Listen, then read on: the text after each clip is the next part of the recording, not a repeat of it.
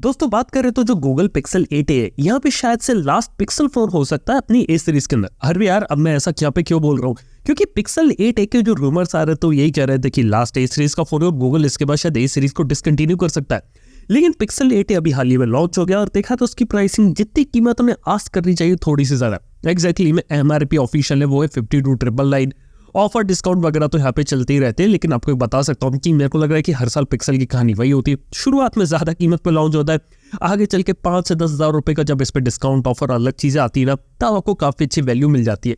लेकिन गूगल को भी पता है कि ए सीरीज के फोन में शायद अब वो दम या वो बात रही नहीं और ऐसा डिस्काउंट करके बेचेंगे ना तो दिक्कत है, क्योंकि पिक्सल 8 से मैं बोल सकता हूँ कि धीरे धीरे एक्सपेंसिव होते जा रहे हैं और इनके जो रेगुलर पिक्सल 8 होते हैं वहां तक इनकी कीमत जा रही है। इवन मैं इंडिया की बात नहीं कर रहा, मैं यूएसए की बात करूँ। आप MKBHD का रिव्यू देख सकते हैं जहां पर उन्होंने ये बताया था कि पिक्सल 8 को लॉन्च करने का क्या फायदा जब आपको उससे बेटर पिक्सल 8 देखने को मिल सकता है।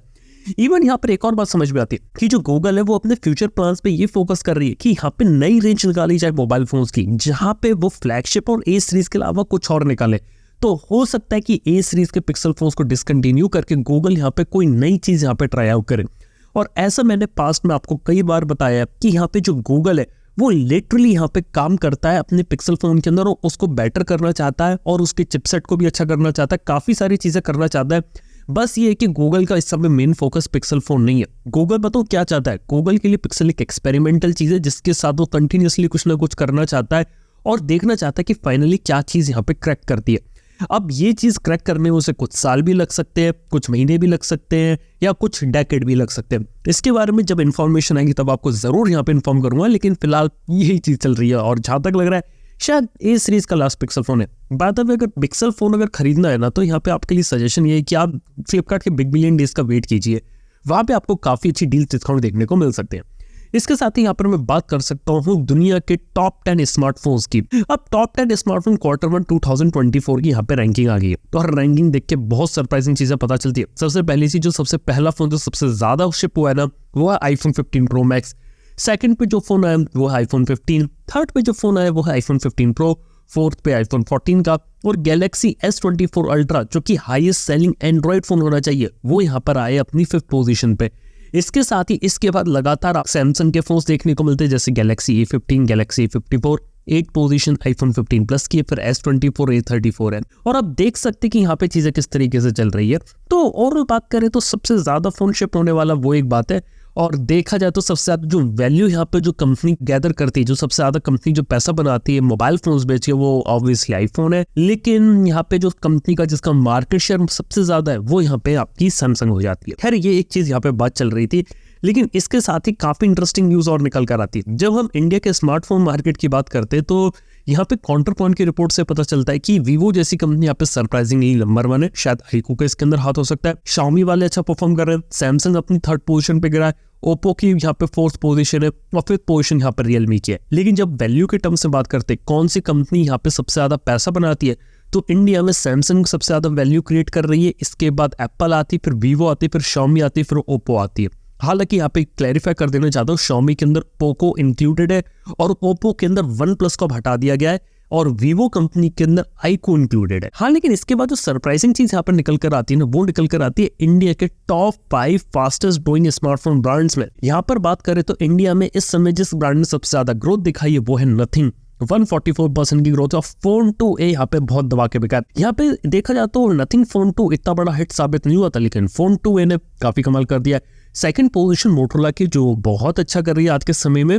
एज सीरीज उनकी काफी ज्यादा बिकती है और 10 से 20 हज़ार में मोटरोला के जो फोन्स होते हैं वो यहाँ पे अच्छा परफॉर्म कर रहा है। खासतौर पर उनकी जो G सीरीज की लाइनअप होती है लिटरली वो बेस्ट सेलर बन रही है। देखते हैं मोटरोला के साथ क्या होता है। सरप्राइजिंगली Xiaomi, जैसे कि मैंने बताया कि Redmi 13C और Note 13, जब Redmi Note 13 आया था तो बहुत क्रिटिसिज्म मिला था, लेकिन Redmi Note 13 ने यहाँ पे कमाल कर दिया। और 4th पोजीशन है आपकी ट्रांसएंड होल्डिंग की।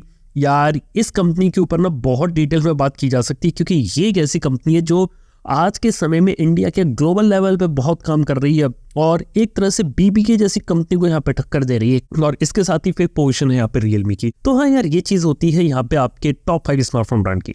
इसके साथ ही कुछ और बातें बता सकता हूँ आपको, जैसे कि Realme ने अनाउंस किया कि GT सीरीज को इंडिया में वापस लाने वाले हो। जो पहला फोन होगा वो होगा GT60, जिसके अंदर आपको Snapdragon 7+ Gen 3 जैसा चिपसेट देखने को मिलेगा, जिसका AnTuTu स्कोर 1.5 मिलियन के ऊपर जाता है। अब देखने वाली बात है कि 7+ Gen 3 के साथ जो GT60 RS की कीमत क्या होती है। और बाय द वे देखा तो 7+ Gen 3 के साथ और भी कंपनीज इस बार अपने फोन निकाल सकती है, तो वो एक देखने वाली बात है। और ऊपर से बात करें तो 7+ Gen 3 का भी एक और बड़ा भाई आने वाला है, जिसका नाम हो सकता है 8s Gen 3, और उसके भी बहुत सारे फोन्स आने वाले हैं। मतलब Realme GT60 में 7+ Gen 3 आएगा, OnePlus के Nord 4 में भी 7+ Gen 3 आएगा, लेकिन 8s Gen 3 के साथ 40,000 की रेंज में काफी इंटरेस्टिंग फोन्स यहाँ पे आ सकते हैं, तो उनके लिए यहाँ पे आप स्टे ट्यून्ड रह सकते हैं। और फाइनली बात करना चाहूंगा यार नथिंग कंपनी के CMF ब्रांड के बारे में, जहाँ पर पता है क्या हुआ था कि नथिंग कंपनी ने CMF में बोला था कि एक्सेसरीज निकालेंगे, लेकिन अब लीक्स आ रहे कि CMF में नथिंग अपना फोन 1 निकाल सकती है। और जो CMF फोन होगा वो एक एंट्री लेवल फोन होगा, जिस कीमत 10,000 से 15,000 रुपए की रेंज के आसपास होगी। इसके साथ ही कुछ इंटरेस्टिंग चीज पता चली है, CMF फोन 1 के अंदर आपको एक क्लीन एंड्रॉइड एक्सपीरियंस मिलेगा। यहाँ पे आपको 3 इयर्स के सॉफ्टवेयर अपडेट की पॉलिसी देखने को मिलेगी। इसके साथ ही जो पीछे की बिल्ड होगी वो प्लास्टिक की होगी, सिंगल कैमरा होगा, सामने की तरफ कॉर्निंग गोरिल्ला ग्लास की प्रोटेक्शन होगी, 6.5 इंच का स्क्रीन साइज होगा, MediaTek Dimensity 5G चिपसेट आपको देखने को मिलेगा, 5000 mAh की बैटरी और 33 वॉट की चार्जिंग के साथ। यानी कहने का मतलब है कि नथिंग वाले CMF ब्रांड के साथ थोड़े बजट में उतरेंगे और वहां पे अपने फोन्स को बेचना शुरू करेंगे। मेरे को लग रहा है कि 20,000 के सेगमेंट के ऊपर आपको नथिंग देखने को मिलेगा, 20,000 के नीचे CMF ब्रांड के फोन्स आएंगे। हालांकि नथिंग अभी भी एक्सपेरिमेंट कर रहा है, फोन चलेगा नहीं चलेगा इसके बारे में कुछ नहीं कह सकते, क्योंकि मैं आपको बताता हूँ जो बेस्ट फोन होता है वो बेस्ट सेलिंग फोन नहीं होता, और जो बेस्ट सेलिंग फोन होता है वो बेस्ट फोन नहीं होता। ये सारी बातें आपको समझनी पड़ेंगी। तो फिलहाल के तौर पे यार यही सारी चीजें चल रही है, तो देखते हैं आने वाले टाइम में क्या रहता है। तो दोस्तों यार ये थी इस हफ्ते की कुछ इंटरेस्टिंग टेक न्यूज। बाकी मैं आपको मिलता हूँ अपने अगले पॉडकास्ट के अंदर। Good bye.